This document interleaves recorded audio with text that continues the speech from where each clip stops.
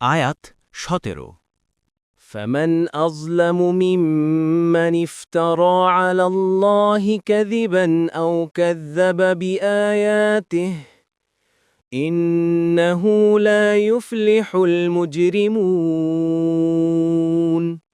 অতএব যে ব্যক্তি আল্লাহ সম্পর্কে মিথ্যা রচনা বা আল্লাহ আয়াতসমূহে মিথ্যারোপ করে তার চেয়ে বড় জালিম আর কে?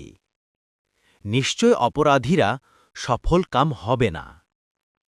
তাফসির ১ নং ফুটনোটের বিবরণ, অর্থাৎ তার চেয়ে বড় জালিম আর কেউ নেই যে আল্লাহর উপর মিথ্যা রটনা করে এবং তার বাণী পরিবর্তন করে, আর তিনি যা নাজিল করেছেন তার সাথে কোনো কিছু যোগ করে দেয়। অনুরূপভাবে তোমাদের থেকে বড় জালিমও আর কেউ হবে না যদি তোমরা কুরআনকে অস্বীকার করো এবং আল্লাহর উপর মিথ্যা অপবাদ দাও এবং বলো যে এটা আল্লাহর কালাম নয়। এটাই আল্লাহ তাআলা তার রাসূলকে নির্দেশ দিয়েছেন যাতে তিনি তাদেরকে এটা জানিয়ে দেন। কুরতুবী ২ নং ফুটনোটের বিবরণ, অর্থাৎ যারা আল্লাহর উপর মিথ্যাচার করে তারা কখনো সফল কাম হবে না। তাদের কর্মকাণ্ড মানুষের কাছে মিথ্যা হিসেবে বিবেচিত হবেই। মূলত নবী সত্য বা মিথ্যা এটা জানার বিভিন্ন পদ্ধতি বিদ্যমান। তন্মধ্যে সবচেয়ে বড় বিষয় হল দুজনের চারিত্রিক বৈশিষ্ট্য, কথাবার্তা, চালচলন ইত্যাদি। তুলনা করা বিবেকবান মাত্রই এ কাজটি সহজেই করতে পারে।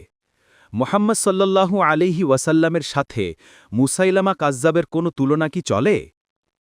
আমর ইবনে হাস একবার মুসাইলামার কাছে গেল। মুসাইলামা তার পুরাতন বন্ধু ছিল। আমর তখনও ইসলাম গ্রহণ করেনি। তখন মুসাইলামা তাকে জিজ্ঞাসা করল, হে আমর, তোমাদের লোকের ওপর অর্থাৎ মোহাম্মদ সাল্লাল্লাহু আলাইহি ওয়াসাল্লামের ওপর এ সময়ে কি নাজিল হয়েছে? আমর ইবনে আস জবাবে বলল, আমি তার সাথীদের একটি সূরা পড়তে শুনেছি। মুসাইলামা বলল, সেটা কি? আমর বলল, ওয়াল আসর ইন্নাল ইনসানা লাফি খুসর ইল্লাল্লাযীনা আমানু ওয়া আমিলুস সলিহাতি ওয়া তাওয়াসাউ বিল হাক্কি ওয়া তাওয়াসাউ বিস সবর। সূরাটি শুনে মুসাইলামা কিছুক্ষণ চিন্তা করতে থাকল। তারপর বলল, আমার উপরও অনুরূপ নাজিল করা হয়েছে। আমর বলল, সেটা কি? সে বলল, ইয়া ওয়াবার ইন্নামা আন্তা উযুনানি ওয়া সদাদু ওয়াসাইরুকা হাকারুন নাকারুন। তারপর মুসাইলামা বাহাদুরি নেয়ার আশায় আমরের দিকে তাকিয়ে বলল, আমার কেমন লাগল? তখন আমর বলল, আল্লাহর শপথ করে বলছি, তুমি অবশ্যই এটা জানো যে তুমি মিথ্যা বলছ। ইবনে কাসির, ইবনে রাজাব, জামেউল উলুমি ওয়াল হিকামি ১১২। এটাই যদি একজন কাফেরে বিশ্লেষণ হয়, তাহলে মুমিন কত সহজেই সত্যনবী ও মিথ্যানবীর মধ্যে পার্থক্য করতে পারবে তা বলাই বাহুল্য। অপরদিকে আমরা সত্যনবীর ব্যাপারেও তার সততার সাক্ষ্য খুব সহজভাবেই দেখতে পাই।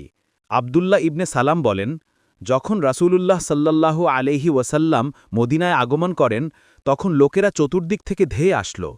আমিও তাদের সাথে আসার পর যখন আমি তাকে দেখলাম তখনই বুঝতে পারলাম যে তার চেহারা কোনো মিথ্যুক লোকের চেহারা নয়।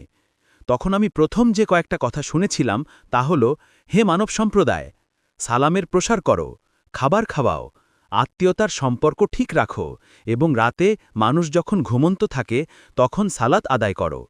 ফলে তোমরা প্রশাস্তির সাথে বা সালামের সাথে জান্নাতে প্রবেশ করতে পারবে। মুস্তাদরাকে হাকেম ৪২৮৩।